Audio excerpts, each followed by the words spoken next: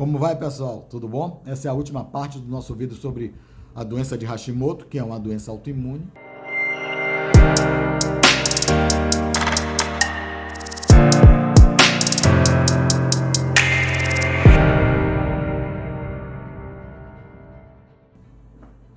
E nessa última parte, nós vamos tentar reparar esse intestino que foi inflamado por conta dos agentes agressores que nós nos deparamos no nosso dia a dia, e reparando esse intestino, nós vamos ter reparado o leaky gut e diminuir o acesso dessas substâncias inadequadas ao nosso sistema imunológico, ao nosso sangue, deflagrando uma reação imunológica, e essa reação imunológica podendo causar uma reação de autoimunidade. Então nós temos que fechar esse intestino. E como é que a gente fecha esse intestino? Tirando os agentes agressores e reparando, dando agentes que façam bem esse intestino. Que agentes são esses?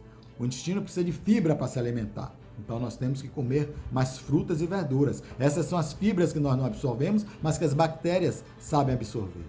Nós temos que comer mais lentamente, mastigar mais o bolo alimentar, para que esse alimento desça pelo esôfago mais digerido possível.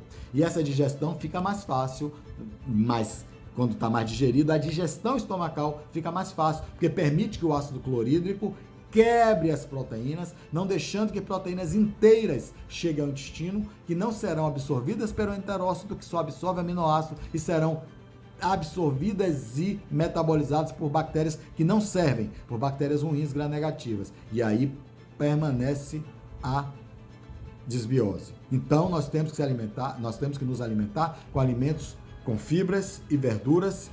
2. Temos que comer as proteínas, as gorduras e os carboidratos o mínimo possível, mas proteínas e gorduras boas, como os ômega 3, ômega 9, ômega 6 e o ômega 7. Essas gorduras devem ser ingeridas e as proteínas devem ser muito bem mastigadas para serem digeridas no estômago. Alguns pacientes, principalmente aqueles mais velhos, onde tem uma redução da produção do ácido clorídrico, aqueles que usam de forma crônica os inibidores da bomba de prótons, são medicamentos que tiram a acidez gástrica, eles dificultam a absorção da proteína. Na hora que eles dificultam a absorção da proteína, porque eles dificultam a quebra da proteína, além do mais, dificultam a absorção da vitamina B12, que precisa do fator intrínseco, produzido que só é produzido pela célula parietal do estômago, que só é ativado pelo ácido clorídrico. Se você não tem ácido clorídrico, você não tem ativação de fator intrínseco, você não tem absorção de B12. Então, você precisa da acidez adequada. E às vezes o paciente mais idoso, ou aquele paciente que usa medicamento mais novo, mas que usa medicamento como bomba de próton, não tem a acidez adequada do estômago. Você tem que reparar esse estômago. Você tem que dar as enzimas digestivas para ajudarem a digerir. Você tem que fazer o estímulo da acidez, da formação do ácido clorídrico nesse estômago com cloridrato de betaína. E aumentar o muco do trato digestório com aloe vera, que é um cicatrizante espetacular, tanto para a pele como para a parte de mucosas, e com a espinheira santa. Além disso, você tem que desinflamar o intestino através do ômega 3, principalmente EPA.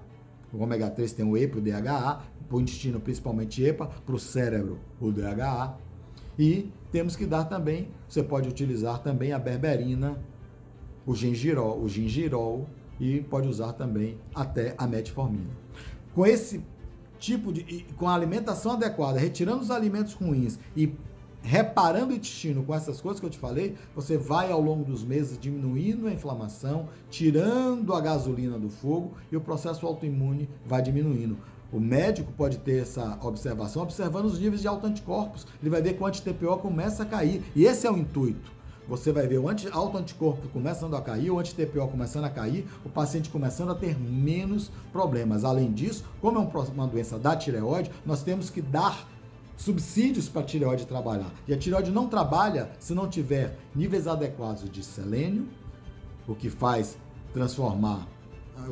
com que o T4 se transforme em T3, níveis adequados de selênio, níveis adequados de zinco, ferro, e olha que todos esses fatores, se o estômago não estiver funcionando bem, não absorve. Em não absorvendo, você vai ter dois problemas, o problema autoimune e o problema nutricional. E não absorvendo e em tendo nutricional, você, por mais que a tireoide esteja sendo menos agredida pelo fator imunológico, você vai ter uma tireoide sem nutrição para produzir os seus hormônios adequadamente. Então você pode necessitar de iodo na doença autoimune, na tireoide de Hashimoto. O iodo, como é um agente que fabrica, que é justamente contra a tireoperoxidase, que coloca as moléculas, os átomos de iodo na globulina tireoidiana.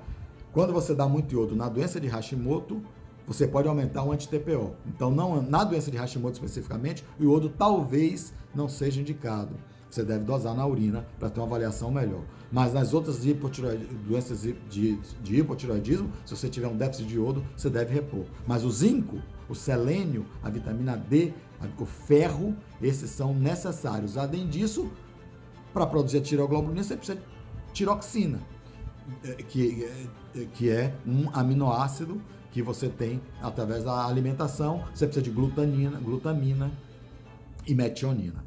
Você fazendo isso com o seu intestino, alimentando a sua tireoide, nutrindo a sua tireoide, reorganizando a fisiologia intestinal, ao longo de 6 meses, você vai ter um tratamento muito mais efetivo, muito mais fácil e, quem sabe, até com muito mais resposta de redução do processo autoimune e redução da doença da tireoide. Se você tiver tido a sorte de ter sido diagnosticado antes de sua tireoide ter sido completamente lesada pelo processo inflamatório, fibrosada, diminuída, pode ser que você ainda recupere essa glândula e, com o tempo, quem sabe, deixe de usar o hormônio da tireoide. Não é ótima notícia?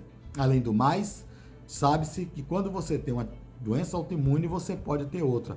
E cabe ao médico fazer um rastreio de outras doenças autoimunes, que são mais de 200. Mas ele vai pedir os autoanticorpos para outras doenças, como anti-RO, anti-LA, para síndrome de Sjögren, DQ2, DQ8, como eu já havia falado anteriormente, para doença celíaca. Você vai pedir o FAN, você vai pedir um anti-DNA para lúpus, para artrite reumatoide, antifosfolipina, anticardiomiolipina, antifosfodiesterase, uma série de anticorpos que pode esclarecer se você tem outras doenças autoimunes associadas, porque o tratamento que você vai fazer para doença de Hashimoto vai servir para diminuir o processo autoimunitário em todos os outros órgãos. Eu espero que eu tenha clareado um pouquinho esse assunto e, a partir de agora, a gente vai tentar nos dedicar um pouco a falar sobre obesidade. Não é uma delícia? Pois é.